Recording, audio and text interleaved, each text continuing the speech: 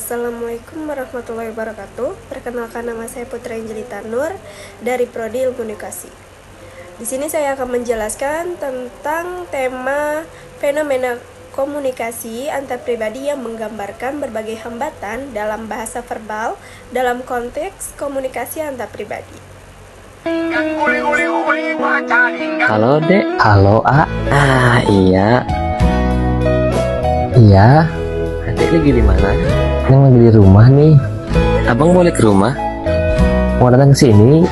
Mangga tuh. Mangga. Dalam video ini, kita akan melihat contoh-contoh hambatan komunikasi yang sering terjadi dalam kehidupan sehari-hari melalui cuplikan film. Kita akan melihat bagaimana perbedaan bahasa, budaya, dan persepsi dapat menyebabkan kesalahpahaman dan konflik. Kita akan melihat bagaimana karakter-karakter dalam film ini berinteraksi dan bagaimana hambatan komunikasi dapat mempengaruhi hubungan mereka. Dengan melihat contoh-contoh ini, kita dapat memahami lebih baik tentang pentingnya komunikasi yang efektif dan bagaimana kita dapat mengatasi hambatan-hambatan tersebut. Hambatan komunikasi linguistik adalah jenis hambatan yang terjadi karena perbedaan bahasa atau penggunaan bahasa yang tidak efektif dalam proses komunikasi. Hambatan ini dapat menyebabkan kesalahpahaman, distorsi pesan, atau bahkan kegagalan komunikasi. Perbedaan bahasa. Perbedaan bahasa adalah salah satu hambatan komunikasi linguistik yang paling signifikan. Ketika pengirim dan penerima pesan berbicara dalam bahasa yang berbeda, kemampuan mereka untuk memahami dan menyampaikan pesan secara efektif dapat sangat terganggu. Berikut beberapa aspek penting terkait perbedaan bahasa. Di dalam video ini ada dua orang berbicara dalam bahasa yang berbeda. Kemungkinan besar pesan yang disampaikan tidak akan dipahami dengan benar. Contoh sederhana adalah ketika seorang penutur bahasa Indonesia berusaha berkomunikasi dengan seseorang yang hanya memahami bahasa Inggris.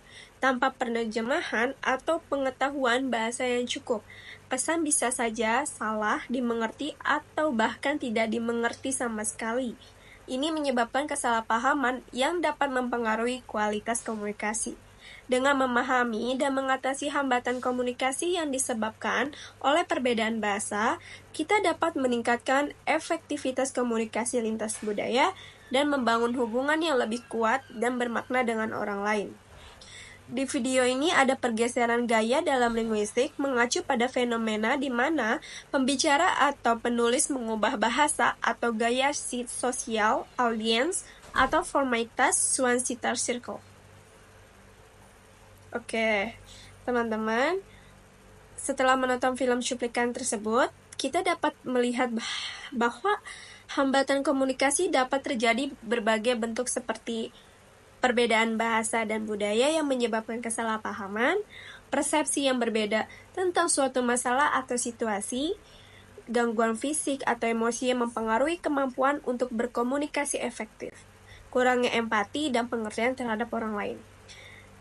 Kita juga dapat melihat bagaimana karakter-karakter dalam film tersebut mengatasi hambatan komunikasi seperti menggunakan bahasa yang sederhana dan jelas, mengulangi informasi untuk memastikan pemahaman, menggunakan isyarat nonverbal seperti bahasa tubuh dan ekspresi wajah, menunjukkan empati dan pengertian terhadap orang lain. Dengan melihat contoh-contoh ini, kita dapat memahami lebih baik tentang pentingnya komunikasi yang efektif, bagaimana kita dapat mengatasi hambatan-hambatan tersebut dalam kehidupan sehari-hari. Mungkin itu saja yang bisa saya jelaskan, kurang lebihnya mohon maaf. Wassalamualaikum warahmatullahi wabarakatuh. Terima kasih.